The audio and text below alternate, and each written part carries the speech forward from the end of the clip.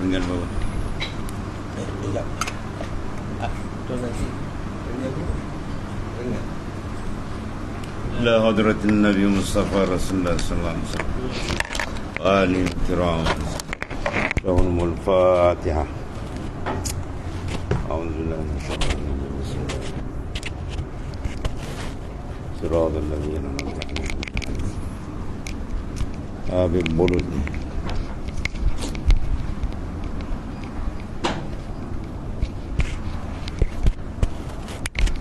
Belik-belik.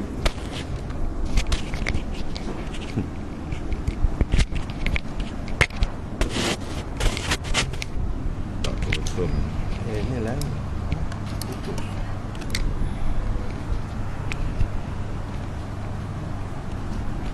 Oh, ini mat untuk Betul.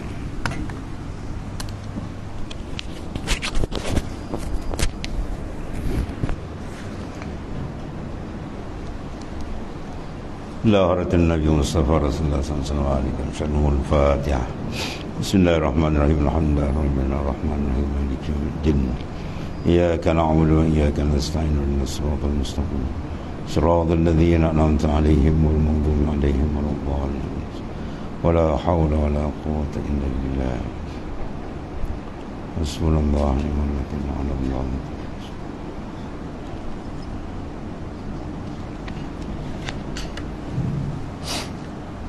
بسم الله الرحمن الرحيم. قال معالف قدس الله سره ترمد عينك فتعالجها وما سبب ذلك إلا أنك زقت بها لذة الدنيا فتعالجها حتى لا يفوتك النظر إلى مستحسناتها.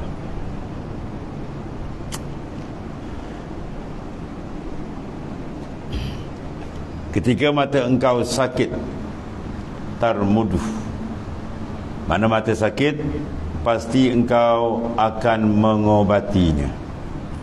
Ya, bila mata kita sakit, kita jumpa pakar mata dan sebagainya untuk merawat, untuk disembuh. Tiadalah sebabnya melainkan engkau telah menikmati kelazatan dunia dengannya. Sebab apa kita pergi cepat berobat, rawat, sebab kita dah merasa nikmat dunia dengan pandangan mata tadi. Takut dia buta, tak dapat melihat. Quran itu engkau berusaha mengobatinya supaya tidak hilang nikmat melihat keindahan-keindahan dunia. Ya. Kemudian watar mudu basiratu arba'ina sana fala tu'alijuha wa'lam anna al-umuran dhuyya awwaluha hariyun an tahfaza akhirah. Dan ketika hati nuranimu menderita sakit, ya, selama 40 tahun, ya, derita rohani kita sakit. Dari sakit apa? Dia nak menghadap Tuhan, dia payah kan? Itu sakit. Nak buat perintah Tuhan berat. Ya, bila maksiat senang, dia terkejun. Itu kerana dia bermasalah. Dia tidak ada kekuatan, dia diperdaya oleh musuh nafsu, syaitan dan sebagainya. Sakit tu. Jadi kita tak ubat pula, ya, tak ada jumpa pakar dia, para aulia dan sebagainya. Itu maknanya kita zalim lagi, ya. Dan ketika hati nurani itu menderita sakit, apa sakit? Payah nak menghadap Allah Subhanahu Wa Taala. Dia sukar nak menghadap Tuhan, ya. Selama 40 tahun misalnya, engkau tidak pernah berusaha mengobatinya. Kata Tuan Pengarang, yang ni mata ni sikit kau ubat risau, tapi yang dalam tu, ya, tak dapat melihat. Kadang-kadang terkambus terus basirah dia dengan Allah Ta'ala. Langsung dia tak ubat, dia biar. Ya. Ketahui sesungguhnya umur engkau yang telah disia-siakan peringkat awalnya sepatutnya dipelihara peringkat akhirnya dengan sebaik-baik.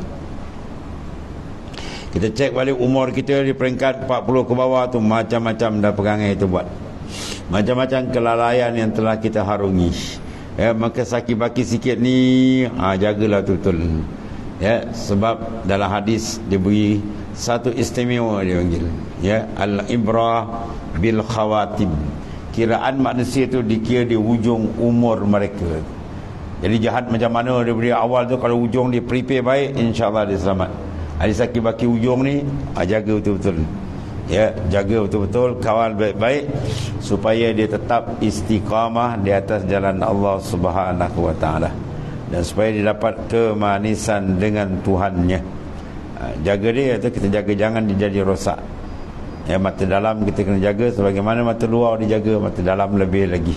Sebab dia tempat tilik Allah Subhanahu wa taala, ya.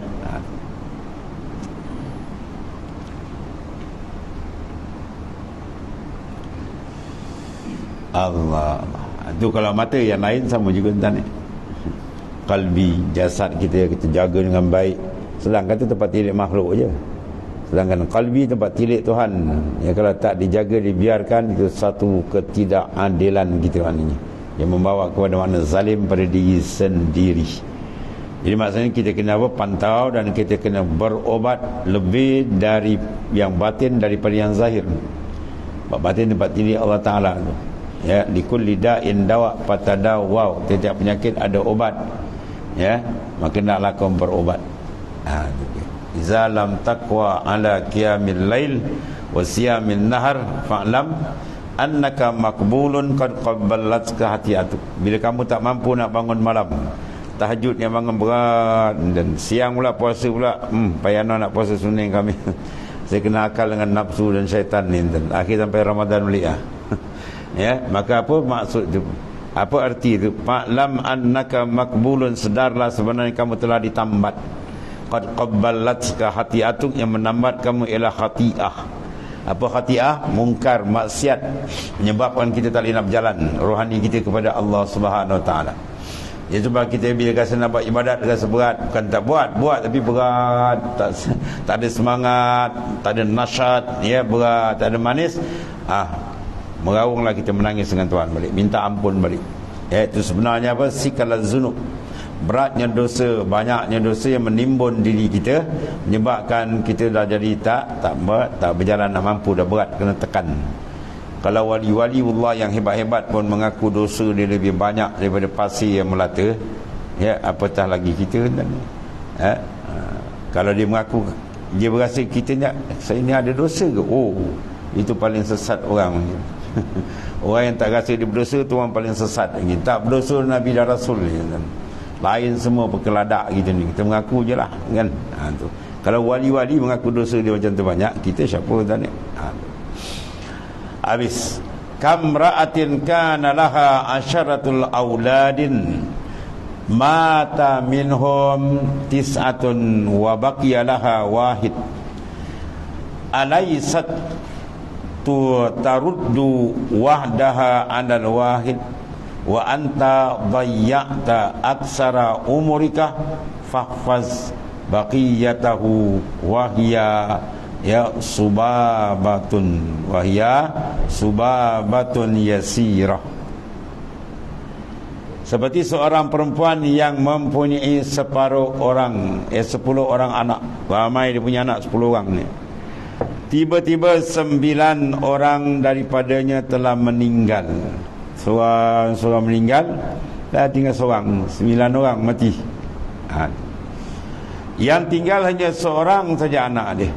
Adakah si ibu tadi akan membiarkan anaknya seorang diri? Ya, engkau pula telah mensia-siakan kebanyakan umurmu. Oleh itu peliharalah baki umurmu, itu maksudnya, dengan sebaik-baik, yakni ianya sangat sedikit. Itu satu bandingan. Ya, anak dia mati 9 orang, tinggal seorang. Yang seorang tu tinggal sikit, seorang tinggal, jaga betul-betul. So, kalau mati habis maksudnya. Ketika umur kita, ya, umur kita dah ujung dah ni, dah ujung-ujung, ya. Maknanya tinggal sikit lagi ni, jaga betul-betul supaya dia berakhir dengan husnul khatimah, dengan mana kesudahan yang baik, kesudahan yang cantik dengan Allah Subhanahu Wa Taala. Itu. Ya Karim. Kemudian wallahi ma umuruka min awwali yaumin wulidta bal umuruka min awwalin yaumin araftallaha ta'ala. Ni kiraan ya arifin billah. Demi Allah, dia kata, umurmu tidak bermula pada hari engkau dilahirkan. Ya, bukan umur kamu tu hari tahun bila lahir, 64, tahun 53, 90 ke, bukan. Bahkan umurmu bermula dari engkau mula mengenal Tuhanmu. Ya. Ada wali-wali tanya umur ke 10 tahun, ke belakang ni baru kenal, dulu tak kenal. Maknanya bila kamu tak kenal Tuhan dalam umur yang panjang, mana umur tu tidak ada arti, tidak ada nilaian. Kehidupan yang tidak mengenal siapa Tuhannya, itu kehidupan tidak ada nilai di sisi Allah Ta'ala, bahkan mendatangkan mudarat besar dia di akhirat besok. Kalau Tuhan tanya ke mana kamu gunakan ni semua, diberi umur pada kamu 80, 90, 70, mana kau gunakan? Ada orang tak sampai 60 tahun dia dah berjejak makrifat tinggi dengan Tuhan. Kamu ke mana kamu guna? Ini takut tak jawab tadi. Sebab manusia banyak dilalaikan dengan dua masa. Nikmatan maghmurun kasirun minan nas. Apa dia? As-sihah wal faraq. Dua nikmat ni banyak manusia dilalaikan, banyak manusia tertipu, sehingga dia terjarak jauh hatinya dengan Allah, sehingga dia menunda ibadat, ya, sehingga dia menjadi leka dan sebagainya. Apa dia? As-sihah, waktu sihat. Yang kedua al-faraq, waktu lapang. Bila dia menyesal ni, bila dia masuk hospital, dia kena cap, jantung dah bergegau kan, atau insiden kaki dah patah tergantung, baru dia rasa Allah, ya Allah, baru dia rasa besar nikmat sihat dulu aku tak gunakan untuk amal soleh, maka dia menyesal tak digunakan. Kemudian wal faraq, sihat satu, kemudian faraq, masa kosong. Sebab tu kita kena menjadualkan amalan. Kita tengok ulama-ulama sufi ataupun guru-guru mursyid ataupun masyayikh tariqah, dia ada menjadualkan amalan. Sebab dia meniru cara Allah Ta'ala menjadualkan kita. Kita ada jadual tak? Ada. Jadual semayang kan, zuhur, asar, sekian. Kalau Allah Ta'ala kata sembahyang 5 waktu, satu hari semalam wajib sembahyang 5 waktu, bila? Buat Nabi bila? Jawab dia habis. Dia tangguh selesai. Yang dipancang ni waktu pun ada waktu pun kadang-kadang dia langgar. Begitulah kita, maknanya masa kita dengan Tuhan. Sejak daripada kita buka mata tu, pukul berapa kita buka mata? Pukul 4, 4.30 ke, ya, lagi awal lagi baik. Sampai kita nak tidur balik tu, kita cek balik, tengok apa yang berlaku. Yang taat kita syukur, kalau ada maksiat cepat kita bersihkan balik, ya. Lepas tu disuruh kita pancang, ya, amalan tadi, sahur ni, amalan ni, waktu duha ni, waktu ni, ada maknanya jadual khas. Imam Ghazali dia susun, kalau orang tu bekerja ni jadual dia, kalau orang tu pelajar ni jadual dia, kalau orang ni sibuk ni jadual, semua dia jadual. Sebab amalan bila berjadual dia menghasilkan tetap istiqamah. Jadi, ya, kalau tak ada jadual ni pakai tembak dia gajin dia buat, dia malah dia tinggal, bila banding banyak malah pada gajin. Habis. Itu maknanya dia kejar. Bila jadual tu tak nak pun buat juga, lawan, akhirnya insya-Allah.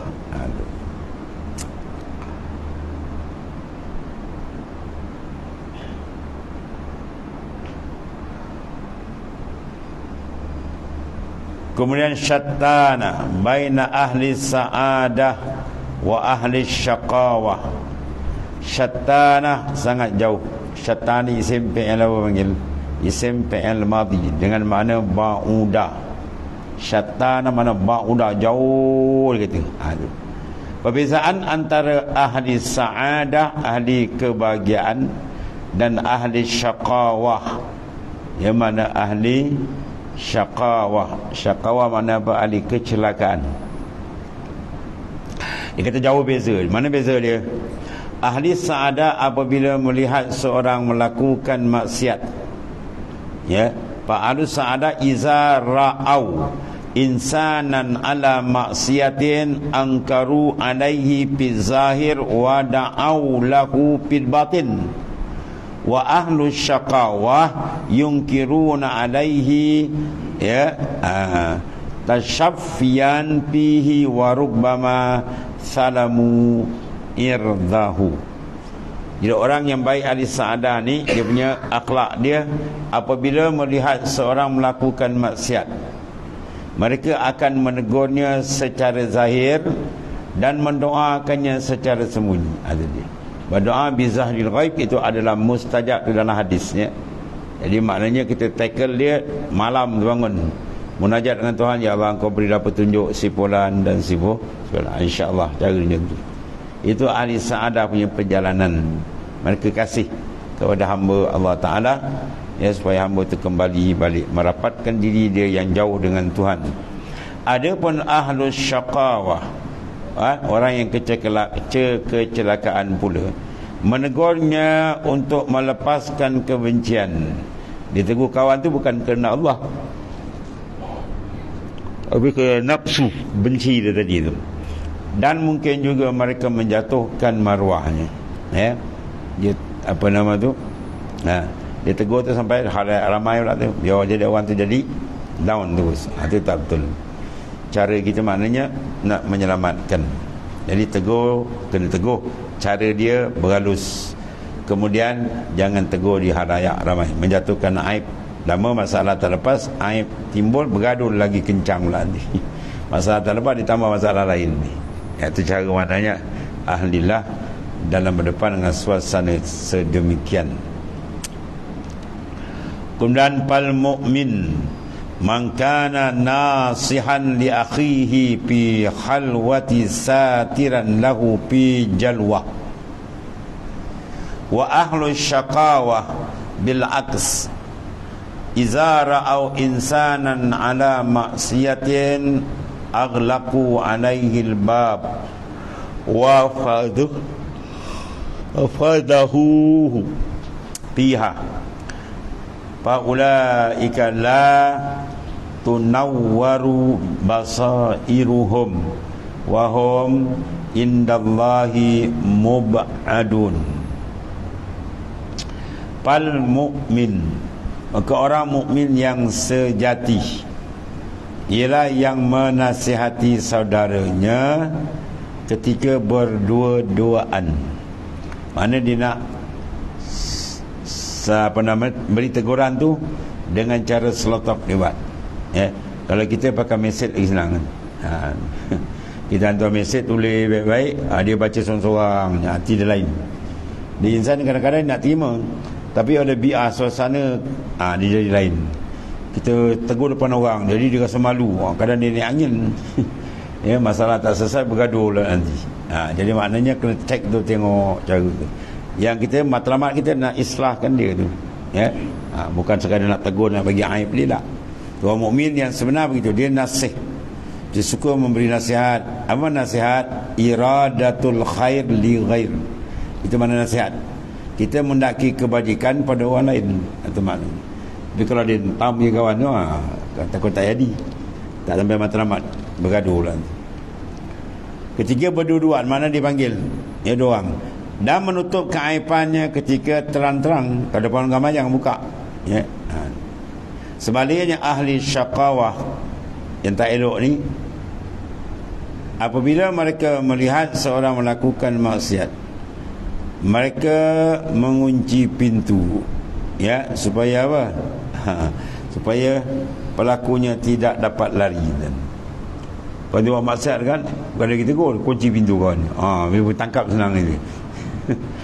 Ya, supaya pelakunya tak dapat lari, kena menghina dan mendedahkan aib dia, maka golongan ini tidak dikurniakan cahaya pada hati-hati mereka, ya, sebab niat mereka niat tidak elok, nak aibkan orang dan sebagainya. Dan mereka sangat jauh daripada Allah Subhanahu wa ta'ala. Allah Ta'ala suka kepada hamba dia yang makna mengislahkan. Jadi dia buat kerja yang terbalik, makna menyebabkan kemurkaan Allah Subhanahu wa ta'ala. Habis. Kemudian iza arata an takhtabira aqlar rajul fanzur ilaihi iza zakartahu lahu syakhsan fa in wajadtahu yatufu ala mahmali su'in hatta yaqula lak khulliba minhu zaka fa'ala kaza wa kaza fa'lam anna batinahu kharabun wa laysa fihi ma'rifatun.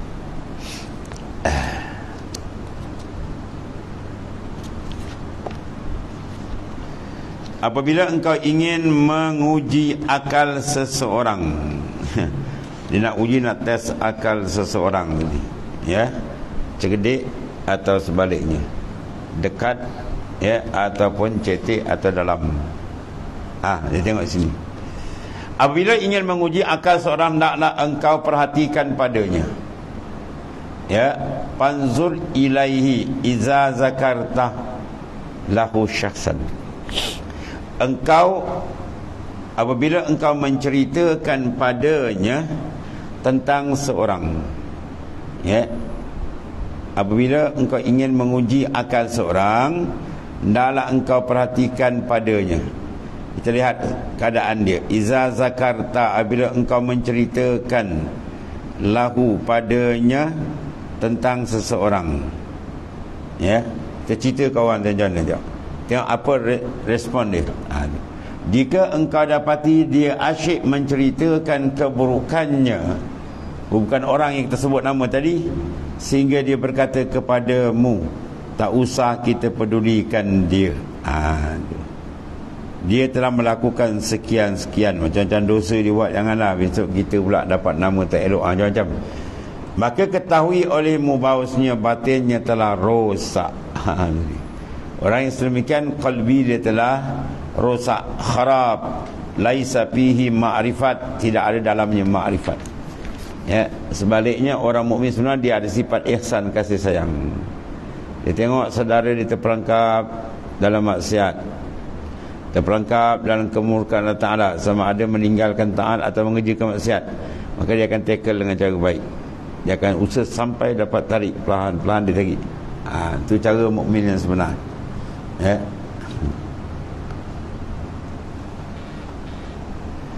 Sebab itu disebut dalam hadis Rasulullah SAW, ya,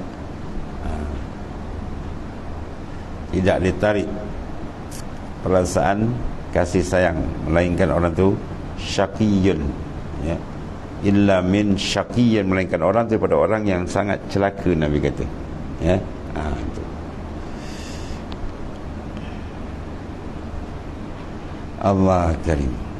Jadi sifat insan yang mulia ialah dia sentiasa mengambil pandangan, yang mengambil keadaan, keadaan membicakna, mengambil berat.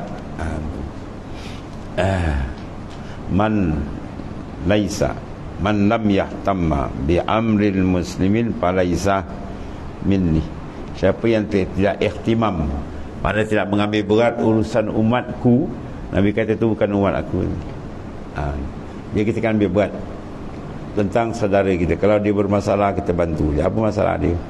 Zahir, batin, ya, syariat, hakikat, macam mana kita tengok, bantu. Jangan biarkan. Syaitan kata biarkanlah. Kalau biar habis. Yang mana kita mencari jalan yang sangat dimurkai oleh Rasulullah SAW. Rasulullah tak suruh kita biar, suruh kita buat kerja. Tarik dakwah dia baik dengan baik, bimbing supaya selamat mereka. Orang mukmin macam dia nak selamat, itulah dia nak saudara dia pun selamat. Bukan dia nak selamat seorang, atau maknanya. Dan satu lagi kata dalam pengarang, man qaraba faraghal umrihi wa yuridu an yastadrika ma fatahu fal yazkur bil azkaril jami'ah fa innahu iza fa'ala zalika sara al umur qasiru tawilan, ka qaulihi sallallahu alaihi wasallam, subhanallah wa bihamdi adada khalqih wa ridha nafsi wa zinatal arsy wa midada kalimatih.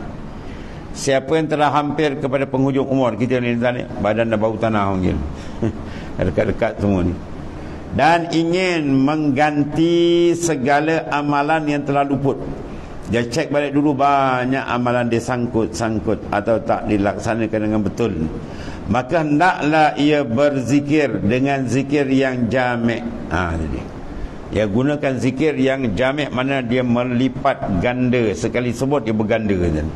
Sebab umur dah pendek, jadi kita kena guna zikir yang dia punya gandaan banyak. Jadi umurnya yang pendek itu kembali panjang dengan ganjaran pahala. Seperti sabda Rasulullah SAW, Subhanallah wa bihamdihi adada khalqi. Ya, Maha suci Allah Ta'ala berkekurangan tadi, dan kepujiannya adada khalqi, sebilang-bilang makhluk. Macam mana nak bilang kan? Ya, sekali sebut tu pahala dia sebilang-bilang makhluk, darajat dia, kualiti dia macam itulah ni.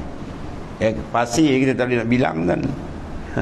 Dalam laut lagi ada kan, oh tak terbilang, itu makhluk itu ramai dengan sekali ucap je. Sebab tu ulama guna juga la ilaha illallah Muhammad Rasulullah fi kulli lam hatin wa nafasin, sekali sebut ya, sebanyak bilang kelipan mata dan sebanyak mana nafas tu naik. Itulah maknanya. Jadi kita gunakan zikir yang berlipat ganda sebab umur kita sudah singkat. Itu maksudnya.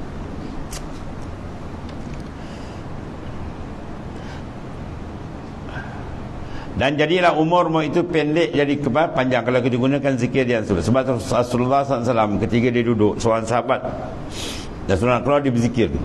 Dia gunakan apa? Ya, itulah biji tamar. Ya, subhanallah, subhanallah. Tak kira dia zikir apa. Jadi Rasulullah SAW balik, tengok dia tak habis lagi. Banyak lagi zikir, banyak akhirnya. Rasulullah kata, nak tak aku ajar kepada kamu satu zikir yang mana dia lebih pada itu sekali ganda, berganda. Nak Rasulullah bagi Rasulullah jawab dia, Subhanallah wa bihamdi adada khalqi. Di setengah riwayat. Itu. Sekali sebut aja maknanya adada khalqi, sebilang-bilang makhluknya, wa ridha nafsi, dan ridha dirinya, wa zinatal arsy, ya, dan juga wa midada kalimat. Itu banyak tu. Allah. Itu di antara gandaan-gandaan disebut dalam hadis baginda sallallahu alaihi wasallam. Habis. Kemudian wa kadzalika man fata kasatu siyam wa siyam aw an yushghila nafsahu bi salati wa ila akhir wallahu a'lam.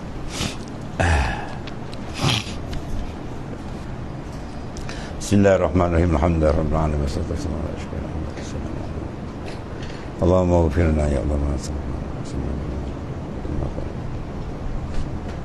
Alhamdulillah. Subhanakallahumma wa bihamdika.